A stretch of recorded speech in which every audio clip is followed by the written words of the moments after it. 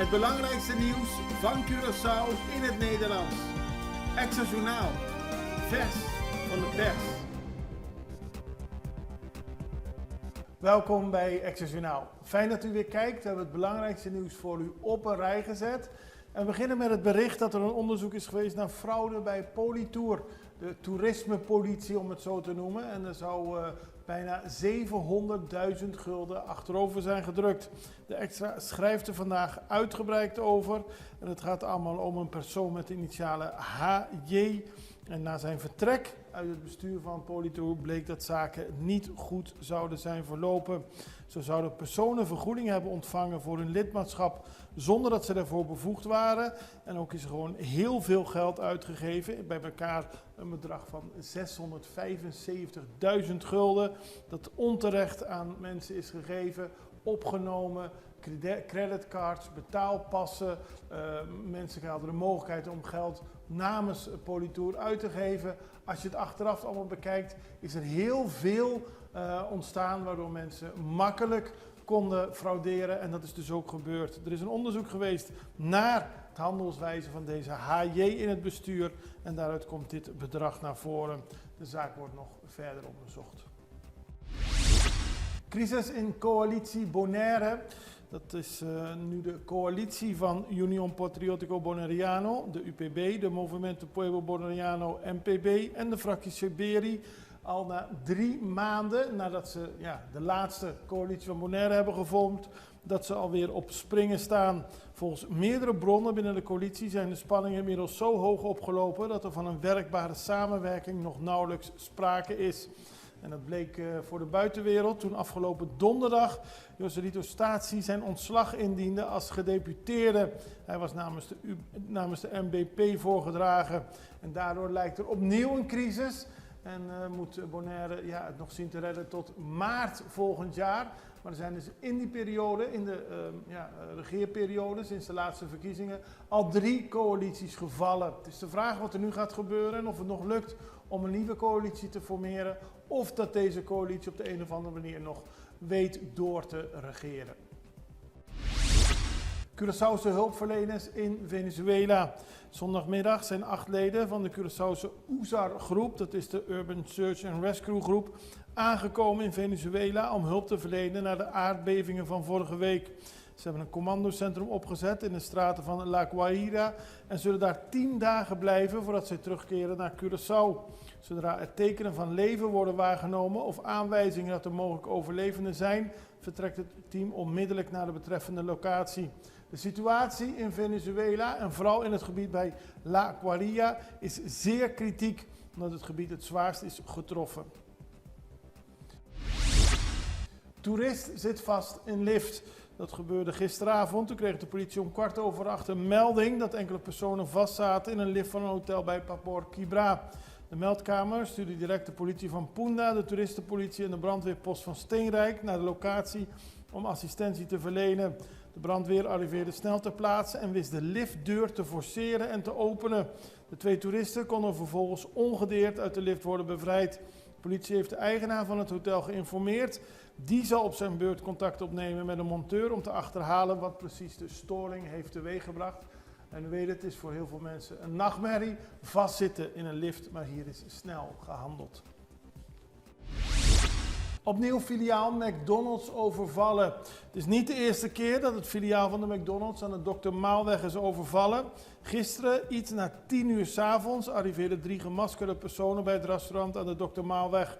Het ging om 3 gewapende mannen. Ze gingen het pand binnen en namen het geld uit de kassa's mee. De politie en het overvalteam kwamen snel ter plaatse om een onderzoek in te stellen. Maar duidelijk is dat het al de zoveelste keer is dat juist dit filiaal wordt overvallen. Mogelijk speelt de ligging.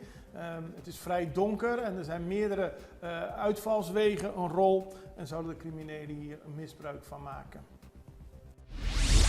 Volgende maand begint de sloop van de aanbouw van het Hof van Justitie. Dat is deze week bekendgemaakt, want de renovatie van het Hof in Punda krijgt steeds meer vorm.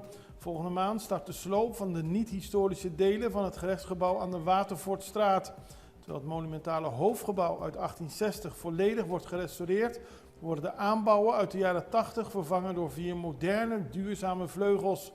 Het nieuwe complex zal 7 zittingszalen, flexibele werkplekken en aparte looproutes voor het publiek krijgen. Ook is er een betere aanlevering van de gedetineerden.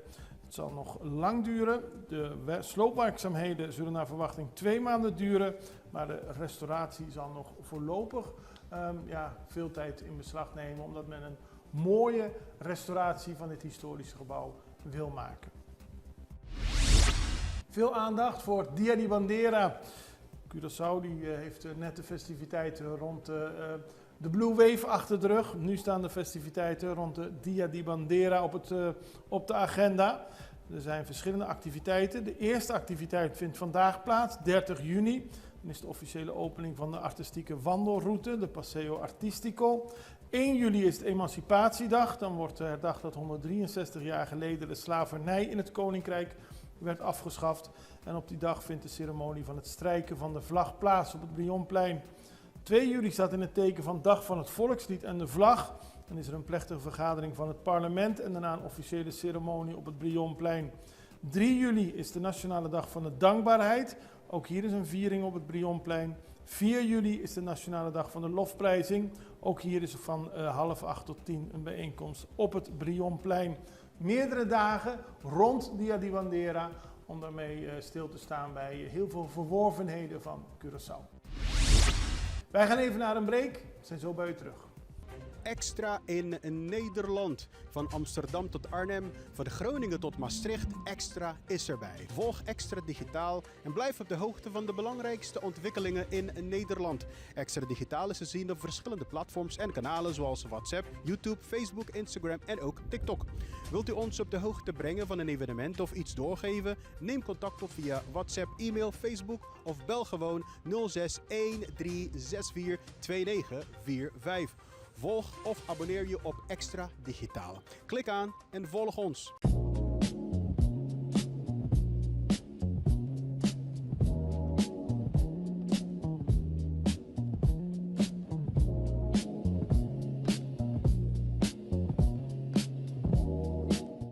We hadden het net al over de hulpdiensten uit Curaçao die naar Venezuela zijn gegaan. Maandag is ook een humanitair team uit Aruba in Venezuela geland.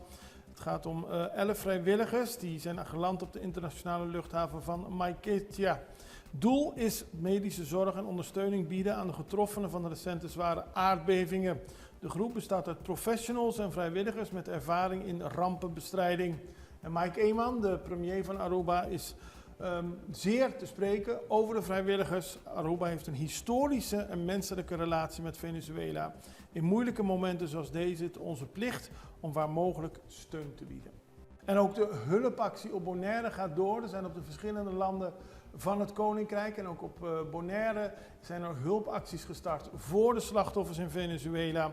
Mensen kunnen hun goederen doneren en dat gebeurt bij het stadion in Kralendijk. Hier op Curaçao kunnen goederen worden ingeleverd bij Zambiel. En allemaal is de bedoeling dat deze daadwerkelijk naar Venezuela gaan. Op Aruba was afgelopen zondag een grote inzamelingsactie en op deze manier proberen de inwoners van de ABC-landen hun steun te geven aan de bewoners van Venezuela. Veel belangstelling en deelname tijdens de registratiedag van Ribe Luga. Het team van Ribe Luga heeft in samenwerking met de toelatingsorganisatie afgelopen zaterdag een registratiedag georganiseerd. Daarbij konden mensen kosteloos informatie en ondersteuning ontvangen bij hun registratie. Het ging om mensen die hier op Curaçao ongedocumenteerd zijn en aan kans willen maken om daadwerkelijk voorlopig een verblijfsvergunning te verkrijgen. Dat is een enorm project van het ministerie van Justitie. Ik zeg enorm, omdat ze niet weten om hoeveel mensen het totaal gaat. Ook alle mensen moeten zich kunnen aantonen sinds hoe lang ze op Curaçao zijn, wat voor werk ze gedaan hebben en dergelijke. En dit hele project is nu begonnen met een speciale dag, een registratiedag. Maar mensen die er meer van willen weten, zullen de komende tijd nog meer van dit legalisatietraject te horen kunnen krijgen. En ook op de Facebookpagina van Ribe Luga staat er veel informatie. Resultaten van groot onderzoek naar territoriale wateren gepresenteerd. Dat gebeurde ook afgelopen zaterdag, was het onderzoeksproject Calypso, dat is toen gepresenteerd. Het is de grootste gecoördineerde wetenschappelijke expeditie naar grote zeedieren die ooit in het Caribisch gebied is gehouden. De organisatie is de Caribbean Citizen Society. En deze hebben met een onderzeeschip al vele maanden rondgevaren, onderzoek gedaan naar de zeewateren tussen de ABC-eilanden. En het doel is om de migratieroutes en de leefgebieden van walvissen, dolfijnen en haaien nauwkeurig in kaart te brengen om ze beter te kunnen beschermen. Dan gaan we tot slot nog over naar internationaal nieuws. Venezuela, we hebben allemaal de blik erop. Het is vreselijk wat er aan de hand is. Het is nu meer duidelijk wat er precies de gevolgen zijn geweest van de aardbevingen. Er zijn meer dan 58.000 gebouwen in Venezuela verwoest of beschadigd. En dat blijkt uit satellietgegevens die de Amerikaanse ruimtevaartorganisatie NASA heeft gepubliceerd. Onderzoekers hebben voor de berekening gekeken naar abrupte veranderingen aan het oppervlak die consistent zijn met de schade, maar benadrukken dat het slechts een indicatie is. De parlementsvoorzitter van Venezuela, Jorge Rodriguez, meldde eerder dat er 855 gebouwen waren beschadigd. Er zijn tot nu toe 1719 mensen om het leven gekomen en tienduizenden mensen worden nog steeds vermist. De bevingen hadden een kracht van 7,2 en 7,5 en waren de zwaarste aardbevingen die het land in meer dan een eeuw hebben getroffen. Hulpverleners uit heel veel landen zijn aangekomen. De coördinatie verloopt niet overal even goed, maar de bedoeling is dat zoveel mogelijk mensen geholpen worden met medicijnen, luiers, water, eten en dergelijke. En er wordt nog steeds gezocht naar overlevenden. We houden het voor u in de gaten, net zoals we al het nieuws voor u in de gaten blijven houden. Doen we morgen weer. Ik hoop dat u er dan weer bent. Het allerbeste. Tot ziens. Dag.